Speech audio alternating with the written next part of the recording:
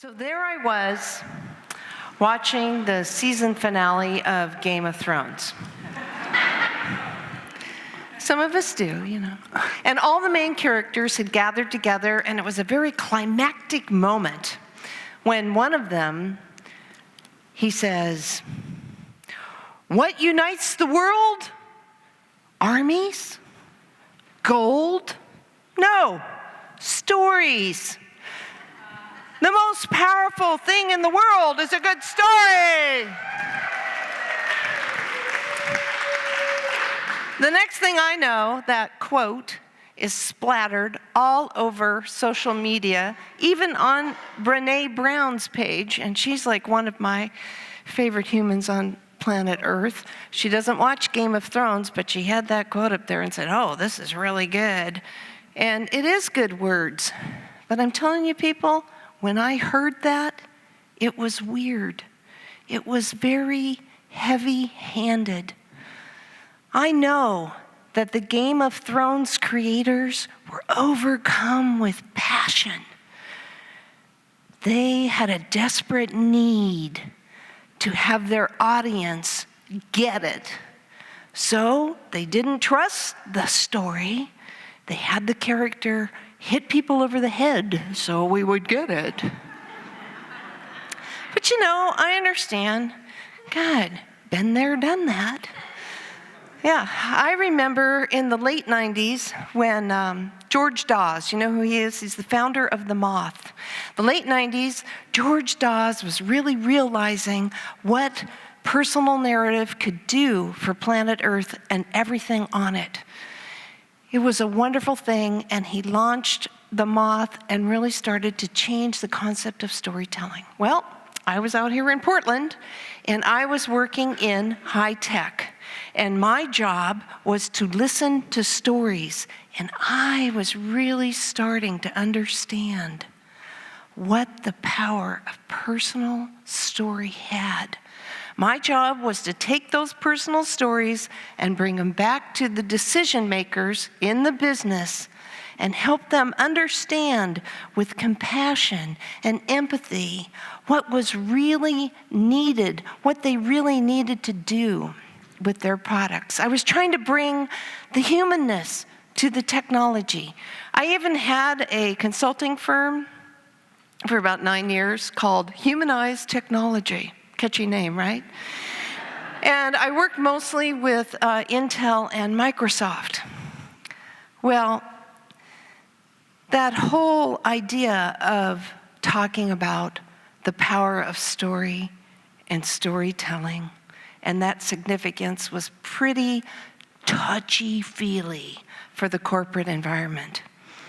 Yeah, I'll never forget the time I walked into a meeting, I think it was at Intel, and my friend, he turns to me, we're working together, and he says, "Lynn, don't say the S word."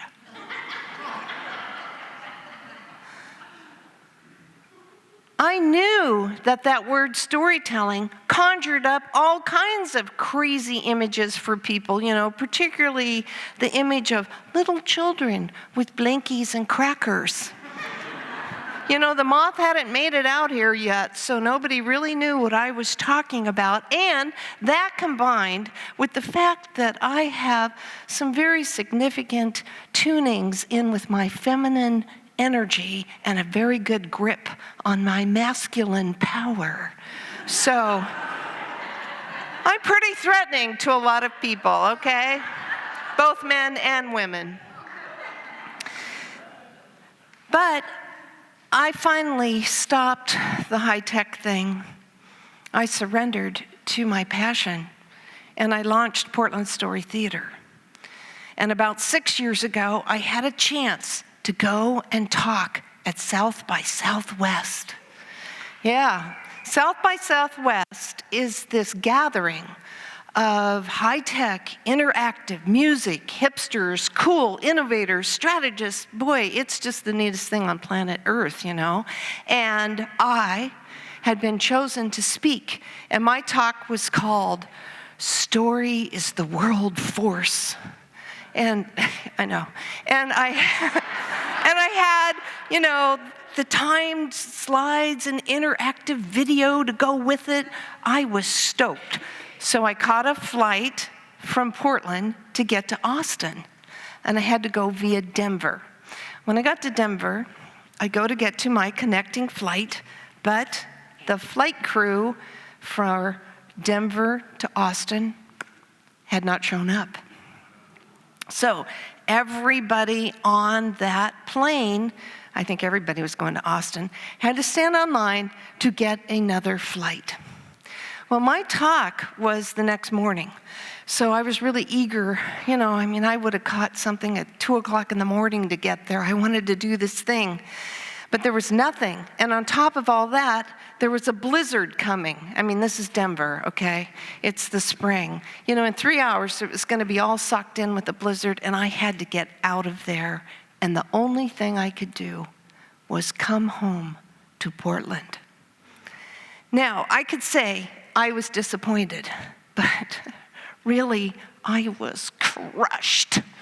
Here was my chance to tell my story and be heard by all these people who just hadn't got what I was talking about and really had thought I was kind of out of my mind talking about feelings and personal story and compassion and empathy and, all the things that we know make the world go round. That was not happening. I came home. We were having an Urban Tellers event. It was a couple of days before, and one of the people in the group had a medical emergency, and they were out. And I thought, oh, this is my chance. Now I can tell my story. Oh, wow, this is great.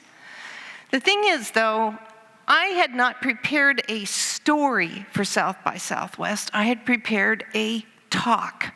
A talk is not a story. It had story elements in it, but me being who I am, I thought, okay, I can just do this. And I succumbed to that same thing that the Game of Thrones creators had, where I was overcome with the passion, and I felt this need to have my listeners get it, get what I was talking about. So there I was. I got onto the Portland Story Theater stage, and I did everything that I teach people who come to my workshop not to do. Everything. My first move was to get my ego right out there in front of the story because, I had to prove to everybody that I was a storyteller.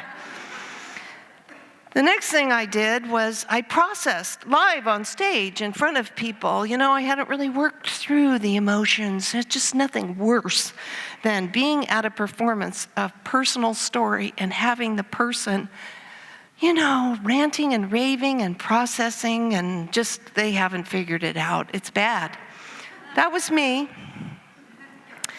Also, I was saying a lot of things that were very deep in my heart. Things that I actually had never said in public before.